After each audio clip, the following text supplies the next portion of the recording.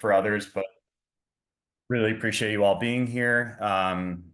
As Megan said, today we're going to be talking about broadly how to design agroforestry systems for your unique context. Um, so my name's CJ Buzzy. I'm an agroforestry project manager with Propagate. I'm based in Vermont, which is in the northeast of the US. In my role, I get to work with landowners and farmers to design best fit agroforestry systems. I work with them through the site analysis, design, project scoping, and through the project implementation phase of their systems. So I see a lot of these systems in practice. I've had quite a few projects from the analysis into the implementation phase. So I'm really excited to be able to share some of that information with you today. Just a quick look at our agenda here. We're going to just cover what agroforestry can look like, just to make sure that we're all on the same page as we use some of these terms as we get into the design. We'll talk about why we might look at installing agroforestry practices, tree species, and shrubs on our land. We'll talk about how we assess land both using desktop tools and on the ground.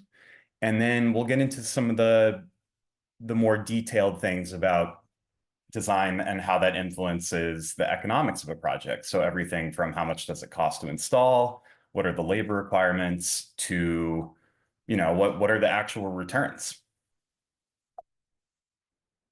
So just so we're all on the same page, I'm sure most folks here have some level of understanding what agroforestry is at a minimum, but just to level set, agroforestry is the intentional integration of fruit, nut, and or timber trees. I would add shrubs in there as well, with normal animal cropping or row cropping systems. So agroforestry can end up looking like a lot of different things. And one thing I'll probably say a few times today is it's not prescriptive. And there are these broader buckets which we'll go through of the general agroforestry practices, but I think it's really important to realize that depending on your context, where you are in the world, what your goals are, there's going to be some gray areas, there's going to be some blending, and that's fine. And I think that that's actually where we see the most exciting systems, is when we're not locked into definitions and trying to make things fit into these neat buckets.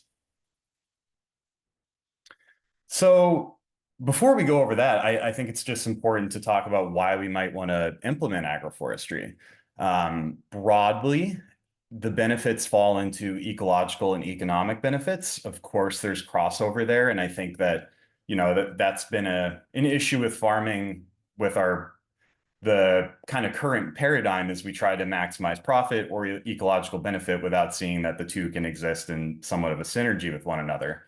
So trees they're really resilient to environmental extremes compared to annual cropping systems. I live in Vermont, where the theme of the past few summers has been extreme drought followed by really intense flooding events. That is really hard on annual cropping systems, and the trees just add an inherent level of resiliency to the environment. And if you have trees that are actually producing value for your farm, it's adding some economic resiliency. Beyond that, there's the obvious things like sequestering carbon in the soil and an above ground biomass, helping to hold the soil together and reduce erosion. And then again, these systems can be really highly tailored to your specific context, which is something we're going to talk about today. So we can make sure that they fit with how you like to manage the amount of time you have to manage your existing equipment. So here we're going to run through, again, those bigger buckets of what agroforestry can look like. First one we're going to talk about is silvopasture. So silvopasture is the integration of grazing animals or livestock with trees and shrubs. Why would we do this? Well, the main two reasons are to provide shade or shelter from other environmental extremes, whether that's wind, snow, even rain, and of course the sun. The other reason we might want to integrate trees into grazing systems is to provide additional sources of food. We call that fodder often in this case. So that could be That could be to extend the amount of time that we have things the animals could be feeding on in the system, or it could be to just increase the overall diversity that they have access to in terms of nutrients. And a lot of times animals need to actually express their inherent foraging, how would I put that? Their foraging biology. It's built into their genome, so they want to be digging around, rooting around, depending on what the animal is. And this is one way that we can help keep them happy and healthy. Next, talk a little bit about alley cropping. So alley cropping it's the combination of rows or blocks of trees and shrubs with other cropping systems. So that could be growing forages, grains, hay, vegetables, or even other perennials. I really like alley cropping because it's a very easy way to get more trees into an agricultural landscape while still allowing farms to operate basically as they were before the trees were planted. These can be set up so that you're still driving in straight rows. We can make sure that the trees are planted at appropriate spacing to accommodate equipment, or any other considerations that'd be important to the operating farm. Windbreaks, there's a number of reasons we might look at implementing windbreaks on a farm. Generally, it's to, of course, reduce the harmful effects of wind, which in this case could be erosion or desiccation of our crops. We also, in snowy climates, look at windbreaks to break up snow drifts that could otherwise accumulate on the edge of the field and cause a lot of water to soak in and make it harder to access that field in the spring. This is a windbreak at one of our co-founders' farms in Trumansburg, New York. And what Harry's done here is select a pretty diverse group of plants. We have black locust that can be harvested for timber. We have willow that can be harvested for forage, for craft materials, or for restoration projects. And then there's a few other things in here like black currants. Obviously, that has a value as something that humans can consume. So windbreaks don't need to be this diverse, but having that diversity, you get a lot of different structure, which creates a more effective wall that the wind has to get through. And of course, you create a lot of little microhabitats for invertebrates, predatory insects, birds, just supporting the overall ecology of your farm. Riparian buffers. Traditionally, riparian buffers are installed within the immediate riparian area, meaning an area that is heavily influenced by the presence of water. That can be a seep, spring, stream, pond. So really anywhere that water is the predominant factor in the design. And traditionally, buffers are planted in a pretty hands-off manner when it comes to management. So they're planted in mass. You expect that you're going to lose some. That's just part of the way it goes. But the idea is that enough of them will survive that you get the ecological benefits from helping water sink into the ground, providing some habitat, and reducing the impacts of erosion. But something we're really excited about, and this is actually something we've implemented on a few farms, since it's at Wild Fox Farm in Pennsylvania, are these multifunctional working buffers where we take some of the concepts of traditional riparian buffers and move them up the landscape, so to speak. So we're looking at the immediate cropping area around where we would put a traditional buffer and thinking about how we can get those ecological benefits while still keeping the land in some kind of productive farming. So in this case, we planted Rutgers, really high quality genetics hazelnuts from Rutgers University. And that allows the farm to extract a lot of really, really high quality nuts while still keeping the ecological benefits of the buffer. And then something that we're getting really excited about are food forests. So food forests are super diverse, multi-story, multi-strata systems that we're trying to just get a massive diversity and quantity of crops out of. These, of course, have a lot of different habitats, so they add a lot of diversity to the landscape in terms of plants, whether that's trees, shrubs, herbs, veggies. And this is not something that we typically see implemented on the, 50, 100 acre scale. This is much more in the realm of 1 to 5 acres. There's a lot of management required here, but it's a way to get a lot of output from a relatively small amount of space. So I think it's helpful to kind of see all these different systems on one farm. So again, this is Ramblon Farm just outside of Ithaca, New York. And I wanted to show this because we don't have to allocate all of our farm or even a large portion of our farm to any one of these practices. I think it's really most effective when they're kind of blended and you're making sure you're putting the right tree, the right practice in the right place. Um, so yeah, there's a number of practices here. There's windbreaks, food forest. It could be set up for silvopasture pretty easily as well. And hay could even be taken out of these systems. So now that we have an idea of what agroforestry can look like, we're going to talk a little bit about how we get to putting the right tree in the right place for the right reason. And that's all about understanding our specific context. So the way I like to think about this, and I think a lot of folks in the regenerative ag and perennial ag space think about it in a similar way, are what are the scales of permanence? What are the things we have little or no control over changing? What are our values? How do we like to operate?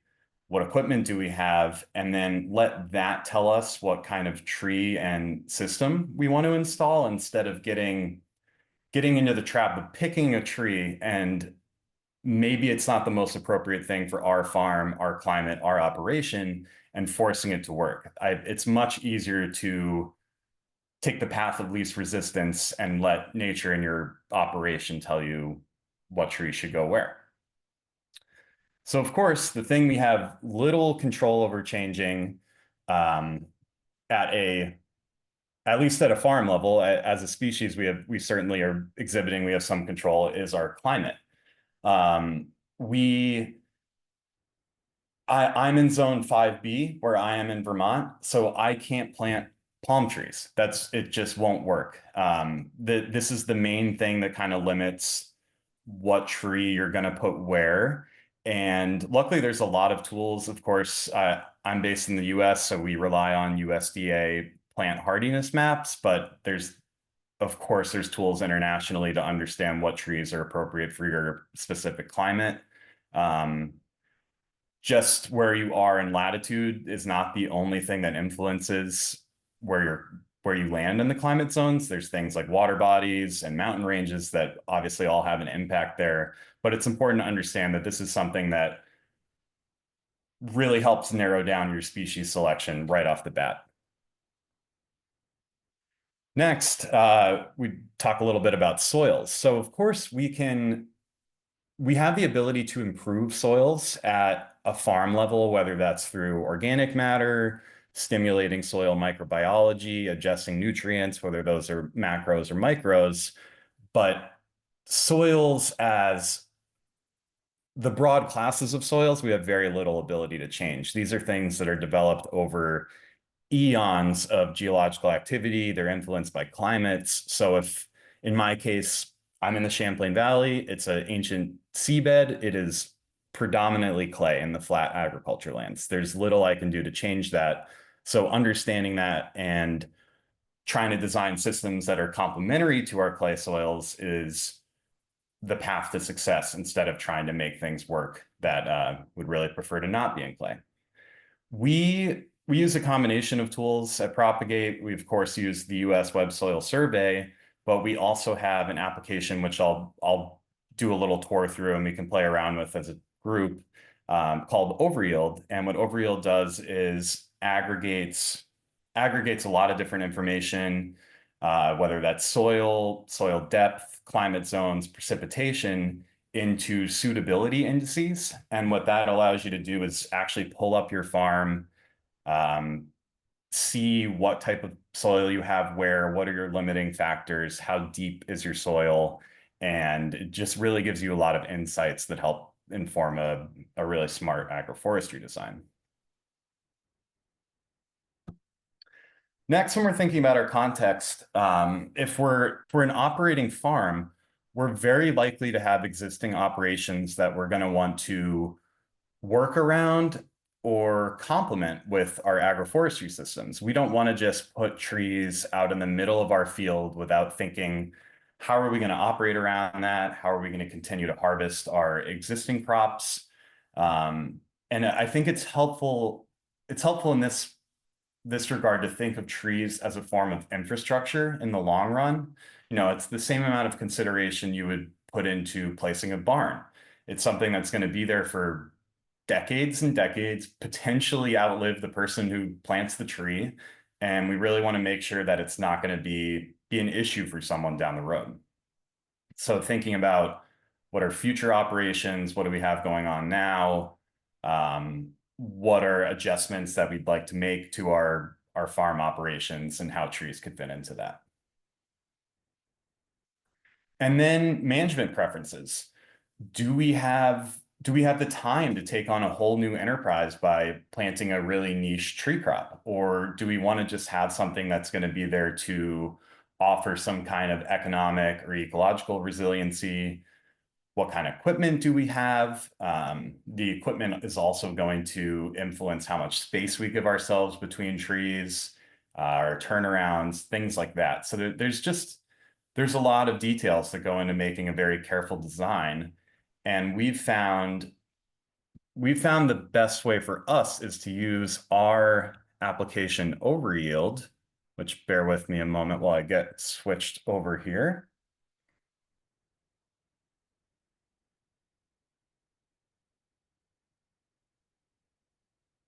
Okay. So this is OverYield. This is Propagate's agroforestry design software. What OverYield allows us to do is perform desktop site analysis that is really bolstered and reinforced by on-the-ground analysis. We're huge advocates for actually getting on the ground, taking GPS data, testing soils, and just ground truthing everything. But this gives us a tool to scope out, iterate, analyze designs. So this is just a demo. This is not my farm. It's a farm I'm somewhat familiar with, or at least a piece of land I'm somewhat familiar with. Just to give you all a little context, we're in the Northeast in the US. This is a peninsula going out into Lake Champlain. And let's say that this is a piece of land that I've acquired recently, or I've been brought in as the manager recently, and we want to come up with some ways to implement agroforestry on it. And then from that point, I want to think about what are my goals, and then what are my limiting factors, and from there, what is my context? So let's say there's an existing hay operation. You can see this here. And that's something that I want to make sure that I preserve. I have a good relationship with the person who takes hay out of it. I don't want them to be out of that ability to harvest hay, but I want to make sure that we're increasing the amount of trees on the landscape. I want to invest in high value, long-term timber crops that kind of complement that existing haying operation. So that's one thing we know we want to do. There's also a small riparian area running through here, so we could kind of look at how we want to implement some kind of riparian buffer, whether that's traditional or multifunctional. And then just to show some of the other functionality of OverYield, we'll look at what it looks like to install a small food forest as well. So the first thing I would do generally when designing a system is use those suitability indices that we talked about. And you can see all of these here. These all will give you really valuable insights. And you can run through them and you can see what is the depth that I have to a restricted layer. So this could be bedrock. It could be where you hit a very thick layer of clay, or it could be a high water table. So we can see here that high water table roughly corresponds to our depth to restricted layer. We could take a look at flooding frequency. This is up on raised quite a bit out of the lake, so that's something we wouldn't expect to see But if you were in an area that was prone to flooding, you would be alerted of that. And then we can take a look at things like precipitation. We can get an idea of how much rain we get in an average year and soil texture. So we can see here the predominant surface soil texture is clay. As we get onto the cliffs, it's a little more loamy. Makes sense. There's a lot of trees there. It's been in forest cover for hundreds of years. So once we have an idea of that, that begins to influence the design by flagging to us where we might want to put certain crops. And it actually also aggregates all of those different indices into crop-specific suitabilities. So let's say in my alley cropping system, I'm interested in planting black locust. So what the app is doing here is showing me where black locust is suitable, where it is not. And I know in this specific example, it's kind of black or white or green in this case. But if it were less suitable, it would be a little bit more on the red spectrum there. You can see that a little bit. Of course, it's not going to be suitable in the water there, but that's how the suitability indices work. Can hide that, and then we can start actually scoping out what our field will look like. So in thinking about how we would be integrating equipment and allowing for the farmer to keep operating in here, getting their haying equipment in and out, one thing we're going to want to consider is how much headland space do they need? So we can actually draw a headland that we can then set a custom width for to make sure that they're going to have room to, do tractor turnarounds, back in and out if they need to. So once we've outlined the perimeter of the field, we can set our headland width. Let's say in this case, we need it to be 60 feet. So we now have a 60-foot headland in this field. And what's really nice about OverYield is once you have that headland set, you can select a grid. And so now we have that polygon that we can move around. Again, all of these things you can edit them at any time. So this is just a really nice way to iterate. You can save versions of the farm.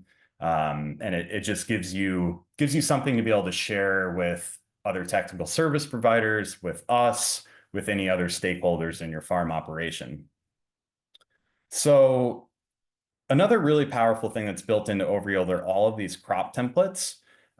Users can create their own crop templates. We at Propagate create our own versions that are ground truth to how we see these systems actually going in the ground. But let's just let's select black locust. We know that we want to adjust the spacing off the bat because we want to be able to do alley cropping in this field. So the first thing we're going to want to do is let's adjust our spacing to 60 feet. Let's say that's a number that I've worked with a farmer to develop. We know that that's plenty of room for them to be able to do a few passes with their haying equipment. And then, of course, we're going to want to rotate this to accommodate the existing direction of travel and farming that they're used to. So there you can see that's kind of the outline of our alley cropping system. And then the really powerful thing here is we can look at the economic data that's attached to that. We can see how much it's going to cost to install. If there's value in that crop, it'll be reflected in an IRR that's calculated over 30 years. And then for each year in between, you can see roughly your operating costs. This is actually reflecting, here, I can hide that. Go back to economics. And then we can go through each crop that we have on the farm and view that economic data independently. So if I wanted to just look at the value from that alley cropping system, that's what that looks like. And then from that point, we can actually go into these crop templates and we can just pick any one. And we could change all of these operations to reflect how we would like to manage the system. We could change our materials and input costs. We can make sure that equipment we actually have on the farm or we know that we're going to purchase is instantiated there. And all of that will just add a lot more detail um, to the economic model. So from that point, CJ, we have a yeah, question in the chat. yeah, please. Sue asks, can the design follow the contours of the land or will it only do straight lines? Great question. And that's kind of a great chance to say, if anyone has any questions while I'm doing this, yeah, please keep popping in with those. Yes, we can follow the contours of the land, and there's a couple different ways that we can kind of recognize the contours using OverYield. So, of course, using each state in the US has a database of topography data that can be downloaded, and that can actually be uploaded into OverYield. So you could do that at a custom scale. So if you want to know what the at 2 foot intervals what your contour is, that's something you could install. But we can actually show this is at 10-meter contours, so you can see this is a pretty flat area, so you wouldn't expect to see a lot there. But once you have your contours in there, we have a tool that is still somewhat in a beta form, but it's definitely functional, where we could draw a grid, and then let's say I wanted to roughly follow this contour, keeping in mind this is just a quick version. We could set that, and then what it's doing there is kind of overlapping the lines. But you can get the idea there that once you actually have the right spacing, it will auto-generate the contour. And you could also go about doing this by just drawing lines. So let's say I wanted to follow this contour again.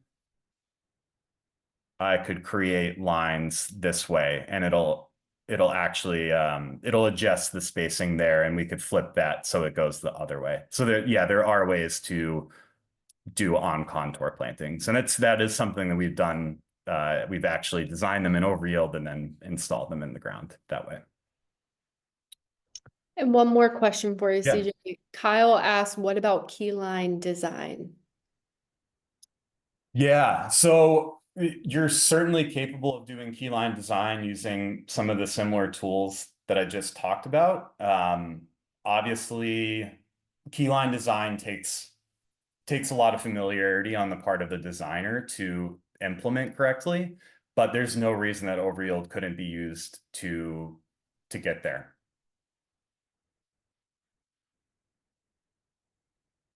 Great. So just wanted to go through a few other things that we can look at with OverYield. Um, we're really not limited to how complex things can get.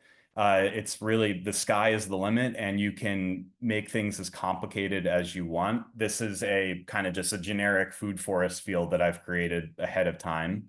And what you can see here is each row can actually be assigned as a different crop. And further, if we wanted to increase the diversity even within one row, we could create patterns where we can create, let's say, test pattern 1, and we can select different crops to create a pattern. So let's say we want to do 2 curly poplar, and then our third tree, we want it to be an aronia. There we go.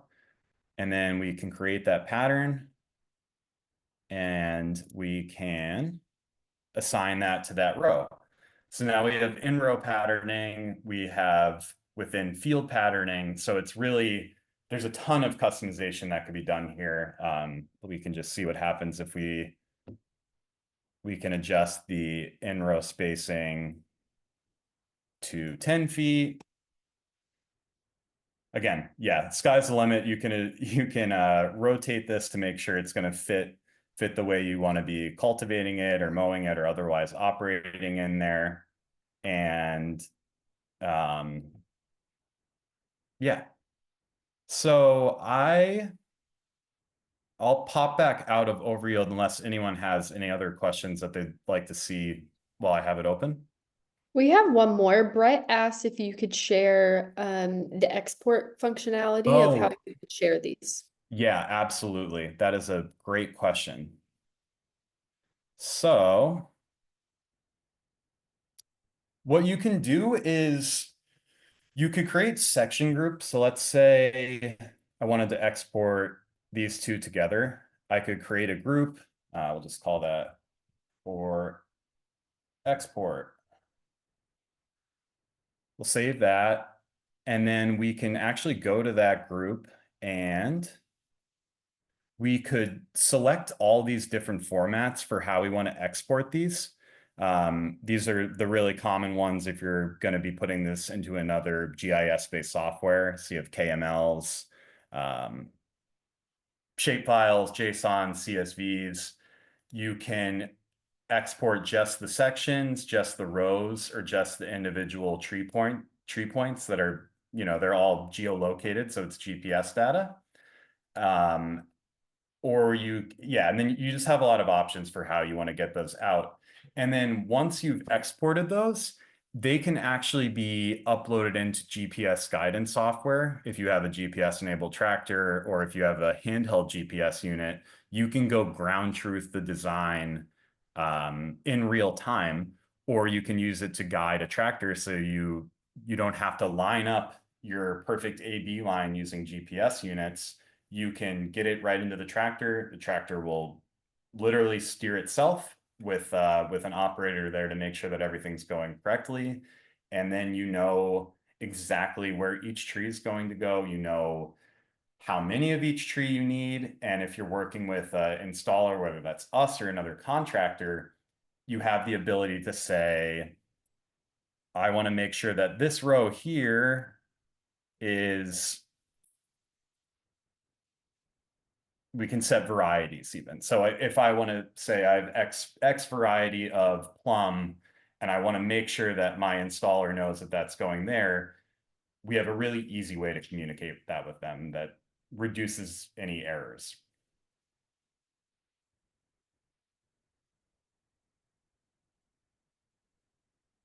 Any other questions on OverYield?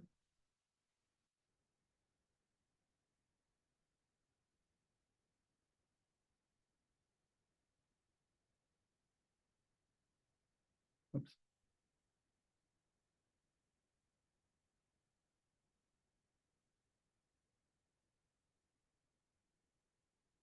All right. I will keep if there are any other questions, just pop them into the chat and we can address them as at the end.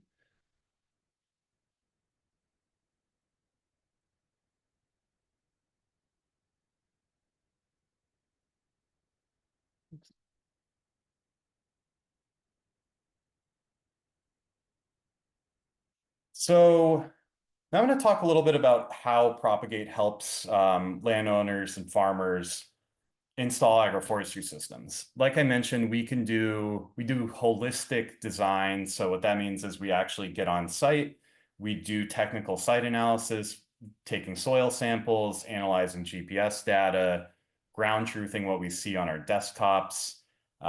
What that informs, of course, is our on-the-ground design and the project economics. Should a farmer decide to work with us for the installation, again, we have that GPS enabled tractor where we can do site prep using that. We can do install the tree with the GPS tractors. We can we can support through the understanding what the plant protection looks like. So whether that's tree tubes or scoping out fencing. Of course, we handle project management for making sure all materials are on site at the right time, making sure that there's really clear lines of communication between everyone involved. And then we can also provide some support after planting as well through monitoring and advisory services. And then something that, you know, these systems they're expensive to install, especially if you want to put a really high quality tree in the ground. you don't just want to go buy any bargain tree at Lowe's or something. You want to make sure you're getting a really high quality tree because it's a huge investment. It's going to be in the ground for a long time. So we can help sort out financing, whether that's through public grants, private financing. Of course, it's always not the responsibility of the farmer or landowner to actually submit that application, but we can help out a lot with, with providing the information needed on paperwork and just kind of sorting through all the different programs that are available. So let's look at a few examples of other farms that we've worked with. This is Hill Farms they kind of straddle the Kentucky-Ohio border. It's a few thousand acres of corn and soy that have been transitioned to alley cropping with chestnuts and hay. Uh, it's currently the largest agroforestry operation in the US by acreage. And the idea here is that the hay will provide some economic output. It keeps some value in the land as the chestnuts are maturing. As the chestnuts get bigger and start to actually have a canopy, it's going to become less of a hay being the primary output, and the chestnuts will become the primary output. This is Wild Fox Farm, one of the farms that we installed both traditional and multifunctional riparian buffers on. They're a pretty diverse farm. They've got a lot of different outputs, and we were able to get Rutgers hazelnuts, black locusts, and a few other species installed in the multifunctional buffers while also installing traditional riparian buffers. Cold Spring Farm in New York. So sometimes when we're looking at how to best use land, we might realize that we have portions of our farm that are fallow for one reason or another. That could be that they're too wet. They're just out of the way enough that it's not economically viable to farm them. And maybe the highest and best use in that case is doing some kind of reforestation adjacent activity. And that's what we did at Cold Spring Farm, where we planted black locust on previously fallow land to provide a source of timber. Black locust is really high value as saw logs, as fence posts, as firewood. But while they're growing, they're going to be managing runoff from storms and sequestering carbon both above and below ground. So what are the things we've learned that are critical to agroforestry design? I think the theme that we've tried to nail down on today is that just proper planning can solve a lot of problems down the road. We want to make sure we're putting the right tree in the right place for the right reason. I know I've said that a few times, but it is a mantra of mine when it comes to these kind of things. We want to make sure that we're procuring the highest quality stock that we possibly can. We don't want to just put a tree in the ground, walk away, and call it agroforestry. These things take care. They are a crop if you integrate them into your farm, and we want to make sure that they're getting the care that they deserve, and we're going to be able to get the maximum value out of them from an economic and ecological point of view.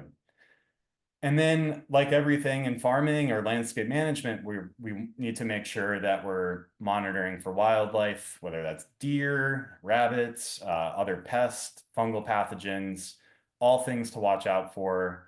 And then just making sure you're working with the right project partners. That's a huge key to success. You want people that are going to be bought in with you, that are invested in your system. That want to see success there. And yeah, I mean, that's a great segue to say we're happy to have that conversation. If anyone is interested in agroforestry, interested in what Propagate does, wants to learn more about trees in general, please don't hesitate to reach out. And I think we have plenty of time to go through some questions. But thank you all for joining. Yeah, CJ, thank you. And I will write my email in the chat just if anybody is interested in learning more and has additional questions, more than happy to continue to help. We do have a few questions, CJ. One is George asked about OverYield, if it's just in feet or if meters can be used, and I'll expand that to talk about the geography and what can be used internationally as well. Yeah, great question. Yes, you can use it between feet and meters, so that yeah, that conversion's no problem there. The suitability indices are specific to the US. We're using US data aggregated from US government agencies. So OverYield can still be used on for design and scoping. There's templates that are already customized to other parts of the world. You can create your own templates, which is a really powerful use there. But it won't have that built-in suitability. But there's lots of ways to, let's say you download soil data from whatever the agency in your country would be. That could be converted into some kind of GIS format and brought into OverYield, so you could actually design around it that way. That's a great question, though. Thank you. Yeah, and Brett asked if you could go back into OverYield and show any sort of comparative economic analysis between different crop options. Yeah, totally. Happy to. Oops.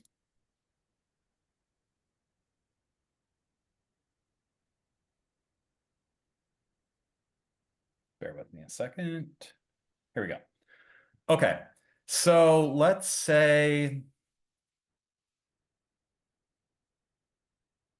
just start fresh here. I think that's probably going to be the cleanest way to do this. Just delete all these. Okay. Um, let's say that we know this land is suitable for both chestnuts and black locust, and we want to do a comparison between the two of them. So in that case, what I would do is once I have my field identified, I could, one way to do this would be to duplicate it. So now I have these two fields. We'll call this one chestnuts. We'll call this one locust. And then just to make it a little easier to see, I'll move one of them over here. And what I could do here is select, we'll just do black locust. And then here we can do chestnut. We have a small scale template that's kind of custom tailored to, a smaller scale chestnut operation. And then we can go to economics. We could look at all of them together if we wanted to plant, if for some reason we're able to plant both of those, or we could just look at each crop independently and do a comparison there. If we were curious just on like the 10-year horizon, what would it look like then? Which one? Yeah, there's a lot of ways you could customize that. I think it's important also to just call out the level of customization you have here. So if roughly the price in your region, you can input that information. Obviously, that's going to have a huge impact. If you're anticipating late frost or anything like that in your region, which like, again, I'm very familiar with that where I live, that's something that you could input as well. You can input what your tree cost is, subsidies if you have access to grant funding, and you could see that instantiated as well. Perfect. Did that cover the comparison there? I hope that was the level of detail you were looking for. We have a few more. I just want to say thank you to everyone in the chat. It's awesome when we have questions. Sue does ask if we as Propagate offer suggestions on what to plant as a cover crop, for example, for forage, or do we just recommend trees? We're definitely, our expertise is in tree species selection. That being said, our farm services team, we all come from farming backgrounds. As part of that project scoping, we will absolutely have conversations about forage selection. Our standard field prep method includes cover crops, so that's definitely something we're very familiar with. Again, when it comes to planting, we want to make sure that we're putting the maximum amount of thought and effort into getting the ground ready to actually have trees planted, and cover crops are a really critical part of that. So yeah, that's absolutely a conversation someone on our farm services team could have. Yeah, and Stephanie asked recommendations on reforesting sloped land and any trees that may perform better in that environment. Um, Great question. Without knowing what part of the world you're in, that's a little tricky to answer. But for, if I were in the Northeast, Mid-Atlantic, Eastern US in general, I'd be looking at things like hickories and oaks, things that can kind of exist in that, those can be pretty shallow soils sometimes. So looking at things that naturally exist on rocky hillsides and mountains in the east would be my way of thinking about it. Yeah, CJ, we had an update in upstate New York specifically, if you have any Oh, additional context. fantastic. Yeah, so yeah, I'm pretty familiar with upstate New York. And yeah, again, I think I'd be looking at oaks, hickories. Locust can do well on slopes, but it generally prefers a little bit deeper soils. Um, Yeah, I hope that helps. But again, if that's a conversation you'd like to have, I'd encourage you to reach out to us and we can talk about that in detail.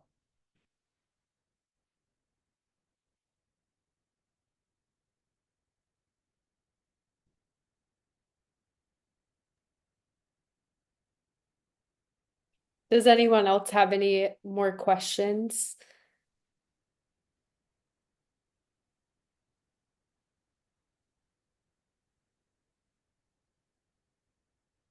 Yeah, so Brett asked if we provide any help to new users in terms of getting up to speed when it comes to overyield. Yes, we can absolutely do that. If we get your email, Brett, we can follow up with the right person to get in touch with. Yeah, for sure, Brett. I can follow up after this meeting and make sure that gets taken care of. We have one more. Sue asked, what is included in our project management? Great question. We can handle. Okay, let's say you have a field you're interested in looking at agroforestry as an option there. We can handle every step of the project from design and site analysis on the ground and in OverYield through planting. There's certain ground prep things that if they need to happen, we might not be the right person to do that, but we can help facilitate the conversation if there were major earthworks that needed to happen before planting that might not be something we could help with, or we might not be the best project partner for that. But when it comes to planting, procuring trees, procuring tree tubes, fertilizers, and actually getting all of those things into the field, we can handle all aspects of that. And then we can, yeah, it's basically a turnkey installation that someone would be getting.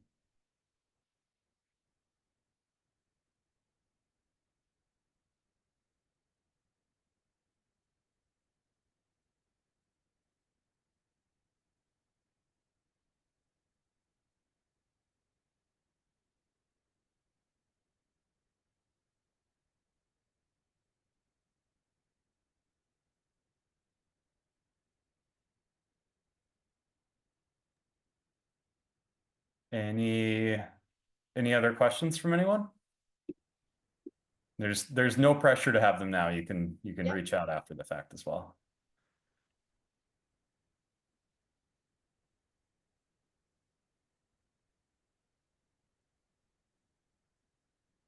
All right. Yeah, for sure. I listed within the chat my email. I can send it again just in case it's harder to see, but please feel free to reach out. We're more than happy to help, whether it's a question or you are in need of a partner on your land. More than happy to help however we can.